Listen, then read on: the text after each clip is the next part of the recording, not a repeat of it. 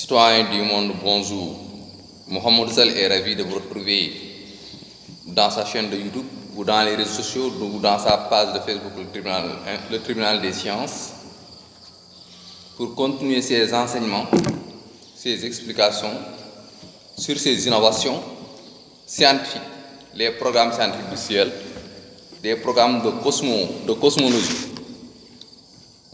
qui touchent un peu les astrophysiques et les géophysiques, tout ça, un programme de cosmologie. Aujourd'hui, nous voulons continuer sur les subsistances du ciel pour enseigner les substances du ciel. Avant tout d'abord, nous vous souhaitons tous une bonne compréhension et un bon entendement. Aujourd'hui, nous voulons expliquer les substances du ciel, si vous nous le permettez très bien par la volonté de l'unique Dieu.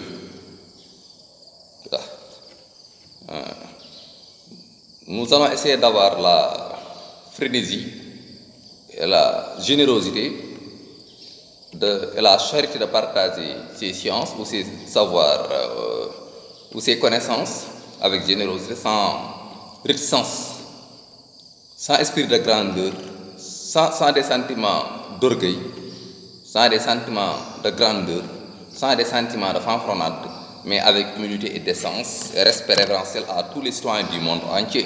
Voilà. Aujourd'hui, nous voulons continuer sur les enseignements sur les substances du ciel, parce que toute l'existence est d'origine subsistance. Toute création, parce que toute créature ou toute créature ou toute création,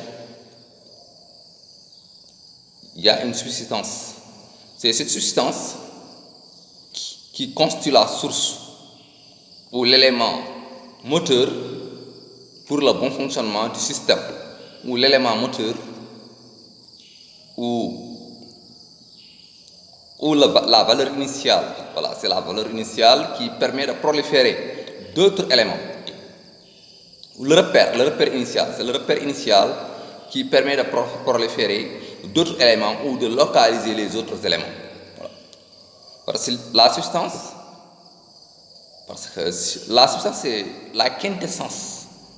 C'est la quintessence d'une matière, ou la quintessence d'un organisme, ou la quintessence d'une structure. C'est ce qu'on appelle la substance. C'est par exemple, c'est la définition philosophique ou scientifique de la substance. La substance, c'est ce qui est intrinsèque. Ce qui est intrinsèque est important, et la partie la plus importante et intrinsèque d'une combinaison, d'une structure, ou d'un organisme, ou d'une créature, ou d'une création. C'est ce qu'on appelle substance. C'est pourquoi aujourd'hui nous voulons expliquer les substances du ciel, la formation du ciel, comment les cieux sont formés, comment les cieux sont créés, l'origine de cette substance du ciel, l'origine du ciel, sa subsistance, et les ramifications, c'est-à-dire les ramifications de cette substance. Alors, cette substance ramifie d'autres matières, comme les gaz, les matières solides, comme les roches, les granites, les sables, les pierres et les autres, ou les liquides, ou les éléments liquides. Cette substance du ciel engendre les matières gazeuses, engendre les matières solides, engendre les matières liquides. Cette substance du ciel, c'est la substance et comme les autres matières, et comme les autres créatures, et comme les autres créations, est d'origine soufre. Dieu crée la substance du ciel à partir du souffle prophétique. Je vais expliquer c'est quoi le souffle prophétique. L'étymologie du prophète, c'est pas l'étymologie du mot prophète ne signifie pas tout simplement un être humain envoyé. L'étymologie du prophète, c'est un envoyé divin, parce que le vocabulaire prophète signifie un être ou une créature envoyée par Dieu. Cette créature peut être un être humain, peut être un ange, peut être un djinn. Ce souffle prophétique n'est rien d'autre que le souffle que Dieu a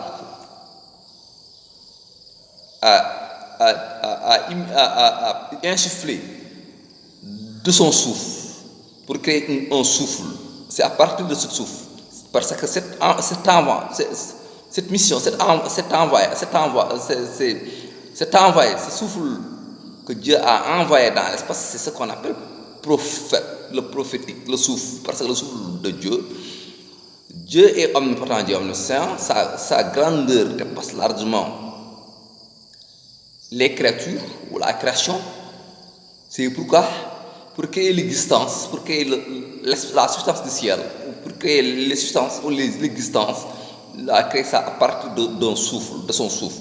Il a pris de son souffle, il a pris de son souffle pour créer l'espace, pour créer l'existence, pour créer les substances du ciel. Voilà.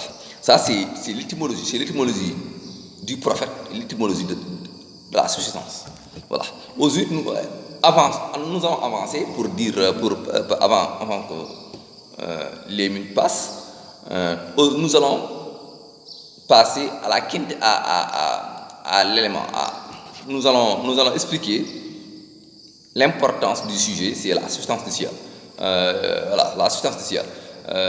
La substance du ciel, c'est quoi? Parce que le ciel est composé de substances. Le ciel renferme des substances. Il y a des substances. Ces substances sont réparties en quatre différentes parties. Voilà. Il y a la substance énergétique, il y a la substance gazeuse ou chimique, il y a la substance ionique, il y a la substance, oui, les substances ioniques, il y a la substance photonique. Le ciel est riche en substances énergétiques. Nous allons expliquer ces substances énergétiques, c'est quoi? Ces substances énergétiques n'ont rien d'autre que les énergies gazeuses, parce que les gaz renferment des énergies. Ces énergies-là renferment des substances. C'est pourquoi on dit que les substances renferment des substances énergétiques. Parce que les gaz renferment de l'énergie. Parce que le ciel renferme, au niveau des ciels, il y a des atmosphères. Ces atmosphères des ciels-là renferment des substances énergétiques. Parce que les gaz renferment de l'énergie, il y a aussi des substances énergétiques qui sont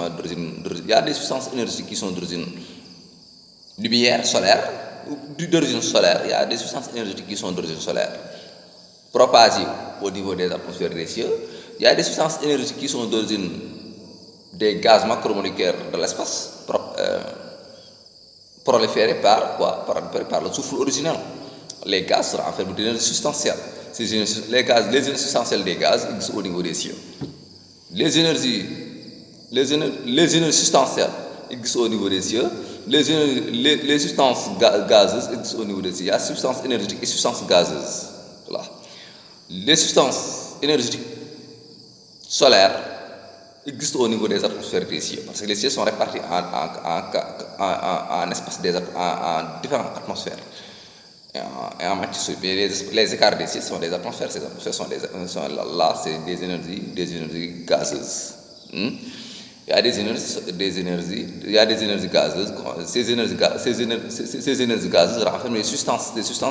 Il y a des substances gazeuses. Excusez-moi, il y a des substances gazeuses. Il y a des substances énergétiques. Ces substances gazeuses sont les éléments de l'atmosphère, qu'on appelle les substances gazeuses des atmosphères des cieux. Il y a des substances énergétiques, ces substances énergétiques sont les éléments émis par le soleil. Le soleil émet des substances énergétiques qui se propagent dans l'espace céleste. Il y a la substance ionique, parce que l'espace est riche en ions, parce que les atmosphères aussi sont riches en ions. Ces ions sont riches en charges électriques. L'électricité aussi est substantielle. Il y a ce qu'on appelle aussi les substances calorifiques. Les substances calorifiques, ça c'est au support des cieux, sur le premier ciel, les atmosphères du premier ciel, les calorifiques sont les chaleurs. Les chaleurs rayonnantes émises par le soleil, cette chaleur renferme des énergies calorifiques. Ces énergies calorifiques ont des substances.